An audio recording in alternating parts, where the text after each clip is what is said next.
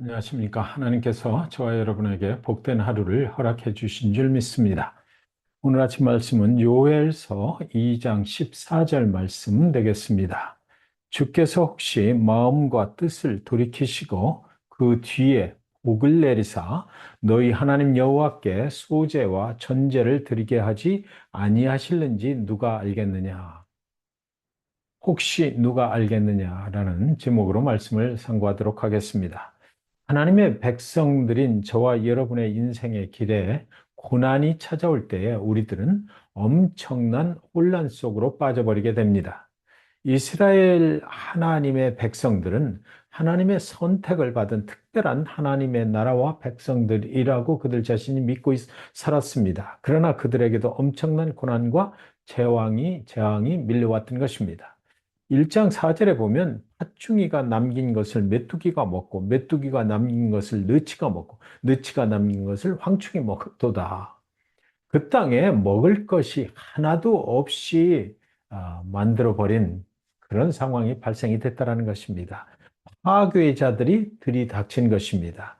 파괴자들이 이스라엘 백성들의 모든 것을 삼켜버렸던 것이에요. 그들의 삶의 터전이 공격받아서 완전하게 파괴가 됐다는 것이죠. 1장 6절에 보면 다른 한 민족이 내 땅에 올라왔음이로다. 그들은 강하고 수가 많으며 그 이빨은 사자의 이빨 같고 그 어금니는 암사자의 어금니 같도다. 당해낼 사람이 없었다라는 것입니다.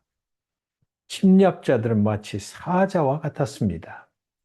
2장 3절에 보면 불이 그들의 앞을 사르며 불꽃이 그들의 뒤를 태우니 그들의 예전의 땅은 에덴 동산 같았으나 그들의 나중의 땅은 황폐한 들 같으니 그것을 피한 자가 없도다.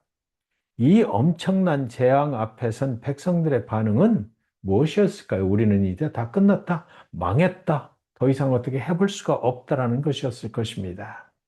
그래서 그들은 이렇게 말했더라고요. 2장 2절에 곧 어둡고 캄캄한 날이요 짙은 구름이 덮인 날이라 새벽빛이 산 꼭대기에 덮인 것과 같으니 이는 많고 강한 백성이 이르렀음이라. 이와 같은 것이 옛날에도 없었고 이후에도 대대에 없으리로다. 사랑하는 여러분, 저와 여러분의 인생길 위에도 어둡고 캄캄한 날들이 예고도 없이 느닷없이 닥칠 때가 있지 않습니까? 작년까지만 해도 전혀 건강에 이상이 없었는데 그저 그냥 정기 검진 받으러 갔는데 갑자기 사진 촬영 결과를 보고 의사가 암 진단을 내릴 때도 있는 것입니다. 심한 폭풍우가 튼튼하다고 믿었던 집에 그 지붕을 다 날려버릴 때도 있는 것이지요. 부러울 게 없이 살던 사람들이 갑자기 실직을 당하고 어려움을 겪게 되는 경우도 있는 것입니다. 사랑했던 사람이 우리의 곁을 떠나게 될 때에 우리는 정말 어둡고 캄캄한 시간을 만나게 되는 것이죠. 그런데 문제는요, 이런 고난과 재앙에서 멈추지 않는다는 것입니다. 우리의 영적인 삶 속으로 독한 가시처럼 파고 들어와서 우리의 영혼을 찔러버리는 것이지요. 예배를 더 이상 드리기가 싫은 것입니다. 드릴 수도 없습니다. 설령 예배를 드린다 하더라도 사랑하는 여러분, 유다 백성들은요, 그때 그 상황 가운데 하나님께 드릴 예물이 없다. 그것이 그들의 고백이었습니다. 모든 것이 망가져 버리고 모든 것이 없어져 버렸으니까요. 1장 9절 10절에 보면 소재와 전제가 여호와의 성전에서 끊어졌고 여호와께 수종드는 제사장은 슬퍼하도다. 밭이 황무하고 토지가 마르니 곡식이 떨어지며 새 포도주가 말랐고 기름이 다하였도다. 황충과 메뚜기가 다 먹어버렸기 때문에 아무것도 없는 것입니다. 예배 시간에 헌금 시간이 되면 찬송을 부르지 않습니까? 내게 있는 모든 것을 주를 위해 드리네. 찬송을 그렇게 드리지만 하나님께 드릴 것은 정작 아무것도 없는 것입니다. 그들의 부르는 찬송의 반응은 뭡니까? 드리고 싶지만 드릴 것이 아무것도 없습니다. 하나님. 이라는 것이었어요. 모든 것을 잃어버렸으므로 하나님 아무것도 하나님께 드릴 것이 없습니다. 라고 말할 수밖에 없는 그런 상황, 여러분 상상이 되시나요? 하나님께 기도할 수도 없는 상황이 닥친 것입니다. 간단히 말한다면 모든 것이 다 끝났다. 더 이상 소망이 보이지를 않는다는 것이지요. 하나님과의 관계에 치명적인 문제가 발생이 되고 만 것입니다. 그렇다면 여러분, 이 고난과 재앙은 과연 어디로부터 온 것일까요? 기후변화 때문인가요? 아니면 우주의 기후까지도 주장하시는 하나님께로부터 온 것일까요? 하나님께로부터 온 것임을 깨닫게 되는 순간 하나님과 우리 자신의 그동안의 관계를 돌아보아야만 하는 그런 과정으로 들어가는 것입니다. 무엇이 잘못된 것이길래 하나님께 드리고 싶어도 드릴 수 없을 정도로 그들의 삶이 황폐해진 것일까요? 하나님은 우리의 필요를 미리 아시고 채워주시는 하나님이신데 왜 하나님은 이렇게 우리들의 삶을 황폐하게 만드신 것일까요? 이제 하나님 앞에 드릴 것이 없다는 말은 그렇다면 하나님은 우리가 드리는 헌물을 받으시기를 더 이상 원하시지 않는다는 말 아닙니까? 하나님께 드릴 수 있는 것이 아무것도 없을 정도로 우리의 삶이 어느 날 하나님 앞에서 황폐해졌다면 하나님은 그동안 우리가 거짓으로 드린 헌물을 더 이상 가증스러워서 받으실 수가 없다는 말이 되는 것 아니냐고요. 우리가 그동안 살아오면서 거짓 믿음으로 하나님 앞에 나아갔던 그 모든 것들 하나님은 더 이상 가증스러워서 보실 수가 없기 때문에 우리의 삶을 아예 황폐케 만들어 버리셨다. 더 이상 드릴 것도 없을 정도로 그렇게 황폐하게 파괴해 버리셨다. 그런 말이 되는 것 아니겠습니까? 인간이 하나님 앞에 죄악을 범했음을 깨닫는 순간 그때 생각나는 것이 한 가지 있는 것입니다.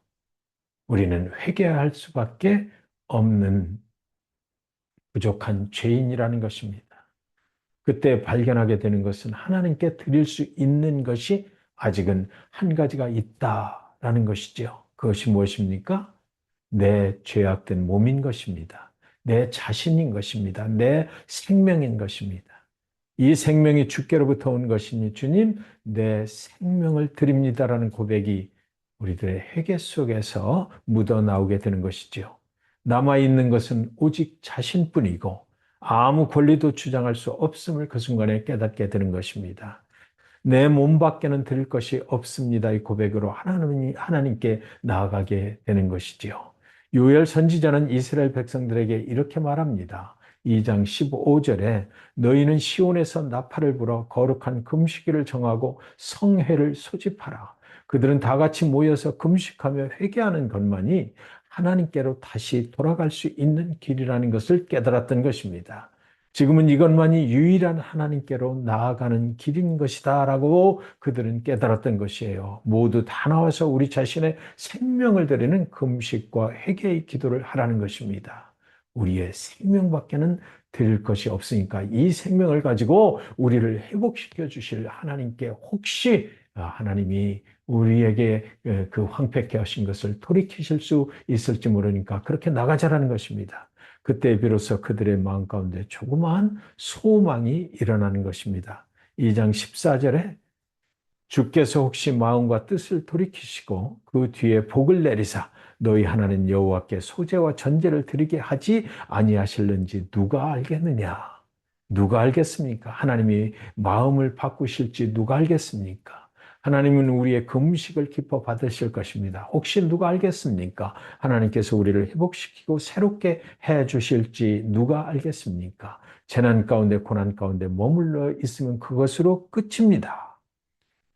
오늘 말씀 정리하면서 이런 생각이 들었습니다. 하나님께 드릴 수 있는 것이 굉장한 축복이구나. 하나님이 우리가 드리는 것을 기쁨으로 받아주시고 우리가 또 풍성한 삶을 누리며 살면서 하나님께 기쁨이 되는 그 헌물을 계속해서 드릴 수 있도록 믿음으로 드릴 수 있도록 하나님이 우리를 축복하시는 것. 그것이 참으로 이 땅에서 살아가는 우리의 믿음의 참 굉장한 부분이구나 느끼게 되었습니다. 사랑하는 여러분, 요한일서 1장 9절은 말합니다. 만일 우리가 우리 죄를 자백하면 그는 미쁘시고 의로우사 우리 죄를 사하시며 우리를 모든 불의에서 깨끗하게 하실 것이요. 죄악된 인간이 하나님께 돌아가는 유일한 방법은 회개입니다. 아무리 예수님이 사랑이시고 우리를 일방적으로 사랑하셨다라고는 하지만, 그러나 우리가 예수님을 통해서 하나님의 나라로 들어가는 방법은 회개가 없이는 안 되는 것을 여러분 다 알고 계시잖아요. 사랑하는 여러분, 이 세상에 죄 없는 의인은 그래서 아무도 없습니다. 우리 모두는 죄인입니다. 죽을 수밖에 없는 죄인을 회복시키시는 하나님의 방법은 우리가 우리의 죄를 자백하고 예수 앞으로 나아가는 것입니다. 오늘날 너무나 값싼 복음에 물들어 있는 우리는 언제나 하나님은 사랑이시라고 말하지만 우리의 죄를 자백하는 회개가 없이 주님이 우리를 무조건 그냥 일방적으로 사랑해 주실 수는 없다는 것입니다. 예수님을 통하여 우리의 모든 죄를 그리스도의 보혈로 깨끗이 씻음 받았을 때 어떻습니까? 우리의 영혼이 기쁨으로 충만하게 채워지는 것 아닙니까? 사랑하는 저와 여러분이 예수 그리스도 앞에서 모든 죄 사함 받고 하늘의 영원한 축복을 누리며 하나님이 주시는 건강하고 풍요로운 인생을 사실 수 있으시기를 주님의 이름으로 이 시간 간절히 축원드리는 것입니다. 기도하겠습니다. 하나님 아버지, 우리의 영혼이 이 시간 주님을 간절히 사모합니다. 예수님 생명을 주시기까지 우리를 사랑하셨음을 믿고 기도합니다. 예수 그리스도의 십자가의 보혈로 우리의 모든 더러운 죄악들을 깨끗이 씻어 주옵소서. 우리는 온전한 줄로 알고 살아왔던 교만의 죄를 씻어 주시옵소서. 그리하여 예수님의 사랑 안에서 영원토록 거하게 하시고 더 이상 목마르지 않은 주님의 생명수를 마시며 이 땅에서 풍요로운 삶을 누리며 살게 하여 주시옵소서. 오늘 아침 우리 가운데 육신과 영혼의 질병이 있는 자들을 주님의 은혜로 회복하여 주시옵소서. 예수님의 이름으로 간절히 기도하옵나이다. 아멘.